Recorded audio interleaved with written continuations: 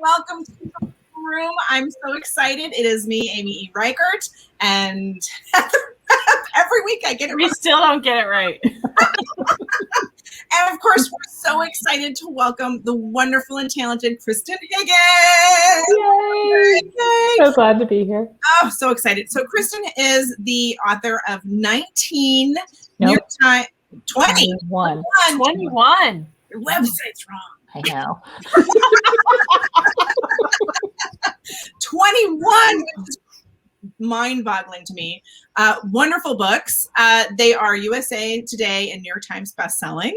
And she also has a fun podcast with her best friend called Crappy Friends, which we might be talking about later. So thank you so much for coming. Welcome. Oh, thank you. I'm so happy to be here. I have my wine. I have my water. I just ate pizza. I'm ready to go. Yes, I like pizza. I was eating pizza before an event also recently. It's a good pre-event snack. Yeah, just a snack. I'll go back for more later. Right. Hello, everybody who's logging in already. Yes. So we ready for some Poppy news? We are. Let's have it. Poppy news. All right. Well, first of all, Jessica Strasser has a cover reveal tomorrow. So you're going to want to see that. And that's for her new book, The Next Thing You Know. Hank Felipe Ryan is on fire once again. Yes. She basically lights up the sky. The First to Lie is a USA Today bestseller. And it was also nominated for the Anthony Award for Novel of the Year. So Wow. Congratulations to Hank. And Sonali Dev, who we love, and we were talking about her before. Yes. Her Incense and Sensibility was just chosen as a Library Reads top pick, which has put her in their Hall of Fame. So, Oh my gosh. Amazing, Sonali. Amazing. Hooray. Well deserved. And that's it for Poppy News. Yay, Poppy news. Yay. Oh, good news. So what are you guys reading? We always like to share something that we've been, lost in besides our own books. Kristan, have you been reading something recently? Yes, I just finished Pretty Little Wife by Darby Kane, and it was what I call domestic noir. I don't know if that's an actual genre, but like Hank writes it. Yeah, I've announced it, so it's perfectly very descriptive. important. You got it. Yeah, so that was fantastic. I gave it to my mom and I said, "You'll love this. It's about a murder in a domestic setting," and she snatched it out of my hands. And I am actually reading Incense and Sensibility by Library Hall of Fame author Sonali Dev, which I love. I mean, I love her writing. And then next on the list, Woohoo! Susan Elizabeth Phillips, her latest in the Chicago Stars series. And I love SEP, love Sonali. And so I'm a very happy reader these days. Yes. Lots of good material to choose from. Yeah. Mm-hmm. It has been a very, very busy season this spring and summer with all the it books has. coming out. Yeah. Amy, what are you reading, lady? So I am just diving in. I'm one of those people who, before I see a movie and it's based on a book, I have to read the book. It's very, very important. There are lots of movies that I still haven't seen because I haven't gotten around to read the book. But I am currently going to be reading Dune from Frank Herbert. It's a travesty that me being the big sci-fi and fantasy nerd that I am, that I haven't read this. But I have to read it because I want it when it comes to theaters this fall. I want to be able to go and get my Timothée Chalamet on. So, and I admit I've never read it. Have you read it, Kristan? I know it's a classic, No. but I somehow picture Sting when I think of Dune. Was he in it? I think that they did a different version of the movie, and I think he was in it. Okay. I probably just watched the Sting parts. I was going to say, it's never a bad idea to picture Sting in general. Right. Much younger Sting. But yes, I'm very, very excited to dive into that. I do like my alternate universes. All right, what are you reading, Heather? So I am reading, and I'm showing some comments here because people are so excited you're here, Kristan, and just wanted to say hi to everyone. Hello. Hello. So I am reading Tell Me Three Things by Julie Buxbaum. Love And the it title. is I love the cover because I just want to eat those waffles. But it is beautiful, and there's all this sort of writing in the background. It's a YA novel, actually. I kind of skip around. I just finished that DNA. Remember the one about cloning humans and there was a murder? I read that, and then I read Emily Henry's new one, and so I thought, oh, I'll try a YA. And this is a girl who loses her mom, and who she dies of cancer, and so she has to move in with her dad. And it's a whole new school, and somehow she gets into this text chain with a guy that she doesn't, or she knows it's a guy, but she doesn't know him at all. And they go by somebody and nobody, and they text each other. And there's, of course, big story behind that for when they finally meet, et cetera, et cetera. But it's very, it's been fun. It's a nice change of pace from what I've been reading. So check it out. Oh, Yes. so we have it. Sorry, I wanted to say someone loves your books, Kristan. So, Karen. and speaking of Kristan's books, you have your new book. I do. I even have. Pack up the mood. I love this cover, by the way. Isn't it gorgeous? cover. It also has a letter behind on the, Yeah. there's handwriting back there. Yeah, I love the cover too. Thank you. So tell us about it. We want to hear about it. Well, it's I call it a tragic love story with a happy ending. And it's about this golden newlywed couple, Joshua and Lauren. And they've been married a year. Everything is going right for them. And then she's diagnosed with a terminal condition called idiopathic pulmonary fibrosis, for which there is no cure. There is treatment, and it hits a lot more young people than I think is known. And it's fatal. It kills more people in the United States than heart attacks. Really? So, yeah. I need to look this up. What's I it called know. again? Sorry. Idiopathic pulmonary fibrosis. So IPF, and idiopathic means we don't know why you got this. Sorry, So she's diagnosed with this, and it is shoved into the realization of her life is going to be a lot shorter than she intended, and also the knowledge that she's going to make her husband a widower, and the last thing she ever wanted to do was cause him any kind of pain. So, the story is told over 3 or 4 years. And she's getting kind of towards the end and starting to realize, like, my days are numbered here. She thinks, how can I help Josh? Because he's going to be wretched without me. Now, of course, all husbands will be wretched without their wives. But true. Josh is especially going to be wretched because he is this super genius on the spectrum medical device engineer who doesn't have a lot in common with anybody. He's not great at social situations, making new friends, reading people, single mom, he's an only child. So when Lauren first meets him, she kind of blows up his life in this beautiful way, like when Dorothy steps out of the house in The Wizard of Oz and everything's in color and it's so fun, and she understands him and she loves him just the way he is. And then she gets diagnosed. So what she does is she writes him a letter with a task for each month of the first year of her death, of his widowhood. And she gives him these jobs to do that are not comfortable for him, that really push him a little bit, but she knows that he needs pushing and that he's not one to really ask for help or reach out to the people around him. So she kind of forces that. And the story is told kind of backwards because I didn't want to surprise readers and say, oh, sorry, halfway through the book, Lauren dies, So we start right there. I don't want, it's not a plot spoiler. Her story is told in reverse from the week before she dies to all the way back to, getting diagnosed, dealing with the sickness, being sick and not knowing what from, because it's very hard to diagnose this disease, and into her marriage, her engagement, and all the way to the day that she met Joshua.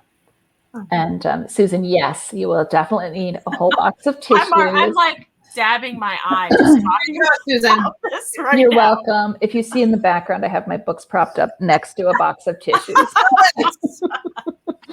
So it's and then Josh's story is told from that moment going forward into life without Lauren. And I wanted to tell this story that way because both of the narratives end happily. Hers ends at the beginning of her story with Josh, and his ends at the moment where he is really ready to step into this new life. He's not over Lauren. I hate that expression. You never get over someone that you love, but he is stronger, and he realizes he has more people in his world than he thought. He's braver. He's able to ask for help. He sees his worth in other people, what he brings to other people. So he's kind of on the brink of this happy life. And there is an epilogue. So it's a sad story, and it's a funny story because all my books have humor in them. And I think for some reason, funerals and hospitalizations, I'm not your person. I will make you laugh. I mean, maybe I am your person. I go to the hospital to visit a sick friend, and the nurse will kick me out because, I've made the patient wet the bed with laughter or something. But they need that. So that's perfect. Yeah, I think so. So when I write about something sad, I also have to write about something funny. And also when you really get into it, I mean, I'm sure everyone here has lost somebody, and maybe recently given the pandemic. But there's always that moment of absurdity in your grief, when you're thinking about something that you shouldn't, whether it's your shoe hurts and you're going to have a blister. I shouldn't be thinking about this because my father just died, or when can I eat, or, all these irreverent thoughts that are so human and so natural. So I weave a lot of that through there. And, some of the tasks are pretty funny, and they get Josh into some trouble. And I mean, I gotta say, people always say what's your favorite book of yours? And I never really had an answer, but I do now. This is my favorite book. I think it's the most important book I've written because it is a story of life and love and death and moving on. Yeah. And I think in some ways it's almost like a manifesto of how to survive what you think and feel is unsurvivable. Yeah. That's really beautiful. Thank you. And it could be any kind of, I mean, it doesn't even have to be death in the end. I mean, surviving a split of any kind feels like a death, I think, especially a long-term one, right? So. Oh, absolutely. Yeah. So, yeah. Divorce or a friendship breakup or, and in this case, a death. But it's also oddly kind of a map of how to be happily married. And my daughter just got married 10 days ago. And it was really hard to be writing this book. The book was finished before my daughter and her husband got engaged. Oh, that was fun. My daughter and her husband. The second time I've said that. So when I was, revising it, and when we were tracking covers and stuff, then my daughter was engaged. And of course you think great, I'm writing about a newlywed couple where one of them dies. And yet these things do happen. I mean, hopefully not to anybody that I know or love, but I'm Catholic. I feel like I have to cross myself now. And I'm knocking on wood. Right. So, but it's about being happily married and putting the other person's needs first and being present in the moment, because I think Joshua's, impulse is to fix this. Let me fix this. I can invent something. I know people in the medical industry, I will cure her. This is my job. And she has to pull him back and kind of say, no, your job is to be my husband. and I need you here and now. And not just because I'm sick, but because I love you.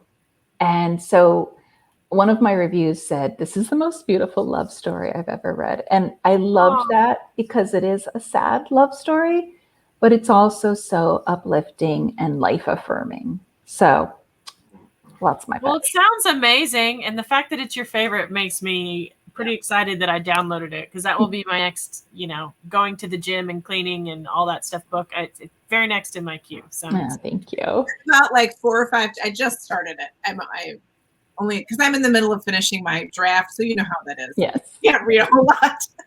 You read like when you go to the bathroom, and that's it. Right. pretty much. And then you're in there 20 minutes, and the family's like, "What's going on?" I know, brushing my teeth and reading. Yeah. But it is so beautifully written. It's you. hard. It is hard to stop because I'm not one for the sad stories, but it is, like you said, it's so uplifting. Mm-hmm. This love story it makes me appreciate my current husband, like I do my others. She's had 5. My first husband and I have never been closer. It does, because it's nice to find those little kernels in books that you're reading and be able to hold them in your own life. Yeah. So we actually have a couple of questions for you, Kristan, if you don't mind answering. Why did you pick that particular illness as one? That is a great question. We writers are brutal and merciless. So I said, okay, it has to be an illness for which there is no cure. Mm-hmm. And also an illness that won't change her mental state. Mm-hmm. Like a brain tumor might take away some of her personality or abilities. I didn't want that. And so I'm researching, like, what is a fatal disease for which there is no cure? And I came across IPF, and I immediately found this blog written by a woman named Charlene Marshall, who has IPF. And she was at the time 30 years old. She's now 32. And so I wrote to her and I said, hey, I'm thinking of writing a book where the heroine has IPF. Mm-hmm. And I would love an insider's view if you'd be interested. You talk about it publicly, but I have to tell you, she dies. And Charlene was like, oh my God, I'm so excited that you picked this. Nobody knows about it. It's a huge problem. I will get back to you. But right now I'm in Hawaii and I'm going snorkeling in 10 minutes. Aww. And so, so I'll write to you when I get back. And she was such an inspiration for Lauren because she's very realistic about her abilities. Like, can she make it upstairs without it costing her too much? Is she going to be exhausted if she goes to Christmas dinner? Those kind of things where she has to plan out her day and her activities, but also the woman who's in Hawaii snorkeling, and swimming with dolphins and speaking at conferences and stuff like that. So, so once I talked to Char, I was, in it, and that was my illness. And we've become really good friends over the past year and a half. So we're going to get together when I go to Toronto. Oh, and that's really cool. Yeah, I'm really excited. I've met her on Skype, but not in person. So I'm excited. Oh, yay. So your book is a must read, but is it Elida, maybe? Lost her husband to ALS in 2016. I'm so sorry. That's a brutal disease. Your journey makes you stronger, she says. And she loves my book. Thank you, Alita. I'm so sorry. I unfortunately do have a lot of experience with devastating loss. Not in a partner, but my father died abruptly. He was hit by a drunk driver and prime of his life. And that's true of Lauren in the book too. I think in some ways that makes you grow up really fast when a woman or a girl loses her dad, because he's your safety net. He's the guy who will always be there for you. And then I lost a baby, and that was devastating, of course. And I thought, like, this is going to break me. And I like, I don't see recovering from this. How could you, right? Right. And then there's a decision at some point that you make. Like, the world keeps going and other people's lives keep going, and you're in this grief that's just like black tar.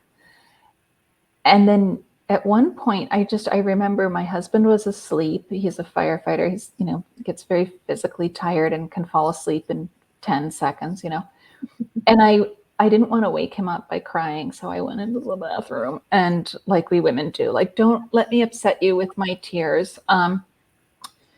And I looked at my face in the mirror, and it was the saddest face I'd ever seen. I just thought, like, I barely recognized myself. And the heartbreak was just all over me. And I thought, I can't live the rest of my life like this. I can't. I've got to be happy again. I've got to find a way. And it really was a conscious decision. It still reaches up to slap me in the face and drag me under from time to time. How could it not, And one of the things that I've been saying about Pack Up the Moon is grief is a sign of love. If you don't grieve someone, you haven't loved them. And one of my friends recently lost her father, and we've been talking so much about the loss of your dad. And she keeps saying, like, I have to get it together. And I said, actually, you don't. You get to be this sad. It's an homage to your father. He was a great man, and he deserves this. And I think, too, that as Americans, we get uncomfortable with things we can't fix, And I like to write stories about things that are difficult, people in difficult situations that a lot of people might turn away from, and explore that, like a jilted wife, or like a woman who dies from complications related to obesity. And you think, like, well, why would you write about that? And I think, well, why not? They're people too, right? And there are young people who lose their spouses, and one of the universal things that I've heard is you feel so alone. And I wanted to write that story of someone who felt stranded. And another person said she's a widow, and her husband died of a massive heart attack, I'm guessing. And I'm so sorry. My heart goes out to you. And I hope, if you read the book, I hope it helps you and like wraps you in its love.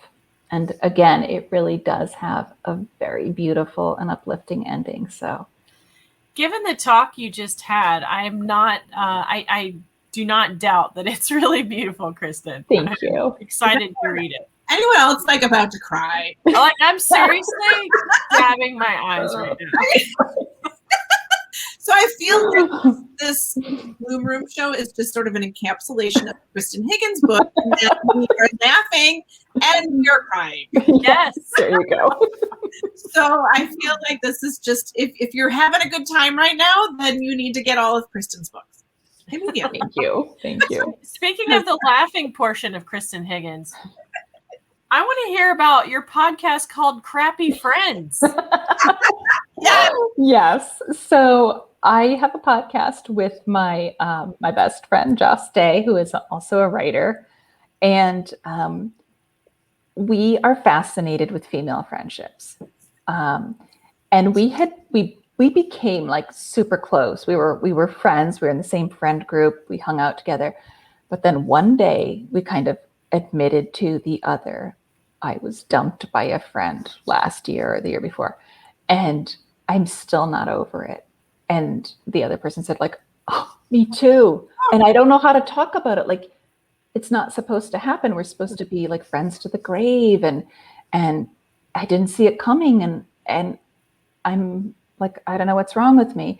And this was probably like 12, 13 years ago. And we just talked about how complicated female friendships were. At the time, we had a very complicated friendship with another person in our group.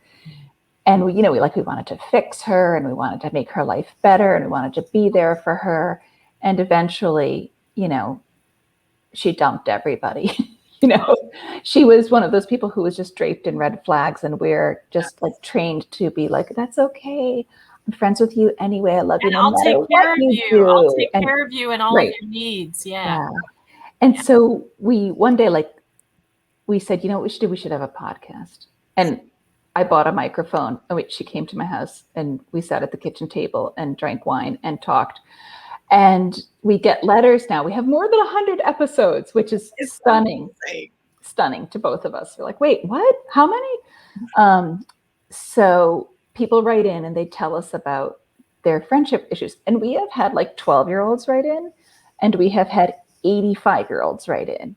Wow. And all the ages in between, because I think it's a universal experience of being in this friendship where you say, like, we are friends, right? I mean, we have to be because we went to 8th grade together. And now we're 60. And yet, you know, every time I see her, I'm exhausted and weary and irritable. Is that a friendship? And so we have a lot of fun. The best part of the show is the segment called Embarrassing Personal Problems. I love all of these titles. We have just a well to draw from. So whether it's like me finding a whisker in the middle of a speech or something, you know, you can't stop touching it once you know it's there. Or Joss's latest pedicure, where the woman had to rest from filing her feet because they were so calloused. And, you know, like bits of Joss are flying everywhere into the lady's hair and stuff. And then the readers send us bathroom stories, period stories. You know, we're all women. We love to talk about that stuff. And so we do it kind of sporadically, maybe 3 episodes a month. And it's just like a labor of love. We have a lot of fun with it. It sounds really fun. Where can we find it, Kristan? Is it on where? Yeah, where is it? It's on Apple Podcasts and Spotify. Spotify, I was going to ask. Okay. I think so. I mean, you can tell how much effort we've put into it. I think so. I don't know. With 100 episodes of good stuff. Yeah, it's a lot of fun. And we don't just talk about like, yeah, your friend is crappy. We talk about being a good friend and how to talk to friends. And Susan is sharing, I was dumped by a person who was one of my closest friends in the middle of the pandemic. And I have no idea why. She's blocked me everywhere. Oh my God, I can't even ask her. But I also fixed 2 relationships during the pandemic. So you are ahead, Susan. Congratulations. 2 steps forward, 1 step back. Yeah. I feel like the last year and a half has been a real test of friendship for sure. Yeah, definitely. Yeah. Well, we are definitely going to have to check that out. I'm intrigued. It sounds hilarious. Yeah, I'm a big podcast listener, so I'm just about caught up on everything because I couldn't do much during the pandemic, so then I was months and months behind on all of my podcasts. So now I'm almost caught up, and I'm looking for some new content, and that sounds like a nice mix. There you go. I'm looking for new content. I love Lazy Genius. If you're not familiar with Lazy Genius, the woman who runs it, her name is Kendra Adachi. The premise is to be genius about the things that matter and lazy about the things that don't. So it all started about, she's got 3 younger kids now. So it's everything from how to plan summer schedules and meals to how to be lazy genius laundry, how to handle screen time with your kids or yourself. Wow. So it's a wide range of topics. And she just gives little tips on how to organize things. She has a book now called The Lazy Genius Way, I think. Oh, that's great. That sounds really, really good. Yeah, recipes and stuff. Anyway, go. The podcasts I listen to most involve gruesome murders, and that's all my friends listen to those. My favorite murder, case files, cold case files, unsolved mysteries. But the reason I listen to them for some reason is I fall right asleep. So I listen to them at bedtime, and my husband will be like, "Should you be listening to this before bed?" And I'm like, "Oh no, I'm dozing right off." I don't know why. That's so funny. That would keep me up. I would have nightmares about intruders. It takes me like 5 or 7 nights to get through 1 hour long podcast. can't remember where I fell asleep. Was he being dismembered? Or did I get to that part yet? You know. So I blame Stephen King for all my lurid and horrifying interests. So there's that love of True crime. humor for sure. Did I leave off on the dismemberment last night, or is he still alive, or have they cut him? Yeah. So. Well, thank you so much for joining us, Kristan. Oh, my pleasure, you guys. It was great to see you. We're excited to read your book. Yeah, and there's a sweepstakes. Yes! Oh my God, that was about to mention it. Can you post the link in the comments? I did, and I'm going to post it again, and I'm going to post it far and wide, actually. Great. We're kind of waiting to talk with you first, and then, but yeah, so I think it's for a copy, a signed copy maybe of your book. It is, yeah. And and so everyone, make sure you look at the thread, and we'll be posting this everywhere that Bloom is. Yes. Right, and the tall poppies. So thank you so much for having me, guys. Thank you. Great to see you. Take care. Good luck. Bye. Bye.